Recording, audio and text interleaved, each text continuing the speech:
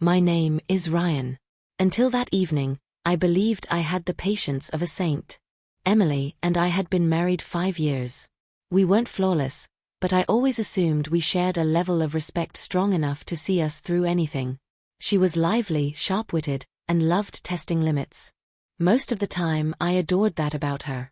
Lately though, her barbs stopped landing as playful, they started to bruise. It began in small ways, little jabs about me forgetting to wash the dishes, teasing about my thinning hair, laughing with friends when I stumbled over the dog in the kitchen.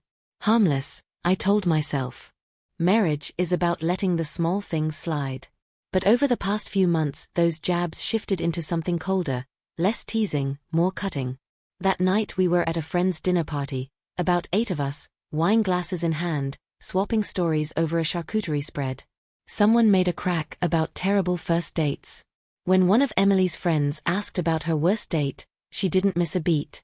With a smile she said, "Oh, definitely the guy who wouldn't stop talking about himself." Well, him and Ryan tie for last. The table laughed. I produced a forced chuckle, but my stomach clenched. Then the line that broke me came.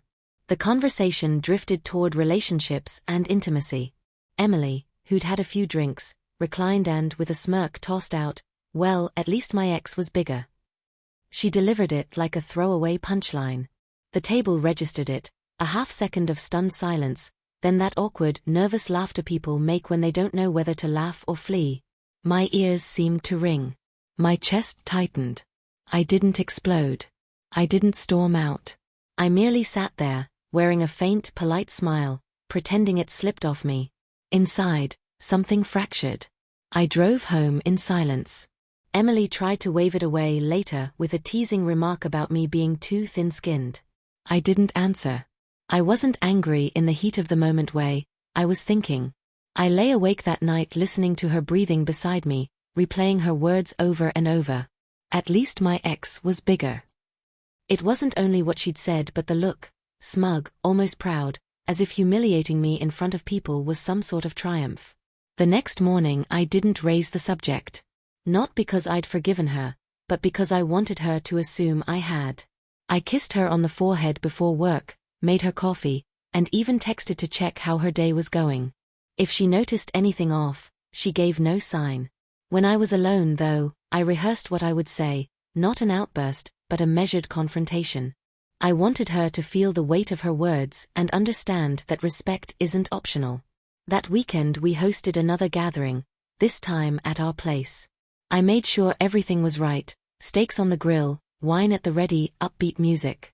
Emily was radiant in host mode, laughing, flicking her hair, charming our guests. At one point someone asked how we kept our marriage strong. Emily flashed a grin, about to offer one of her trademark quips at my expense. I stopped her gently. "You know what keeps a marriage strong," I said, my tone even, conversational. "Mutual respect. At least, that's what I thought we had." The room fell quiet. Emily blinked, surprised. She started to speak, "Ryan," but I didn't let her finish. "You joked last week that your ex was bigger. I've been thinking about that." I paused and then added something I realized with painful clarity. "You know, he was bigger. Bigger at cheating, bigger at lying, bigger at treating you like dirt. And yet here you are with me." Her color drained. The smile slid from her face. Silence hung in the air. I kept my voice steady, refusing to look away. "You stood there, in front of people who've always respected you, and you turned our marriage into a punchline. I laughed with you that night, but I haven't been able to look at you the same since. Do you know why?" Emily's eyes widened, panic crept in. "Ryan, I didn't mean," she began. I cut in softly. "Even if you didn't mean it," I said, "that's the point. You didn't think about what it would do to me. You didn't think about how it would feel to have the person I trust most make my value the joke." I could hear the refrigerator humming. "You know what I've decided?" I asked, still composed. "I'm done laughing it off. I'm done pretending disrespect is just humor. If you want someone you can compare to your ex, go find him.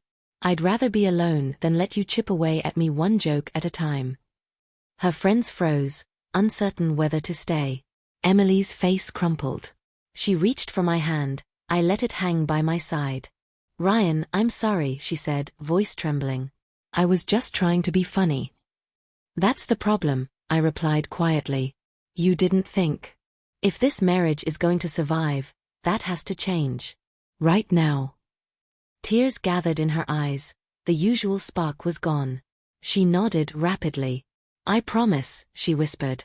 I leaned back, easing the tension enough for everyone to breathe again. Turning to our guests, I offered a polite smile and said, "Sorry about that.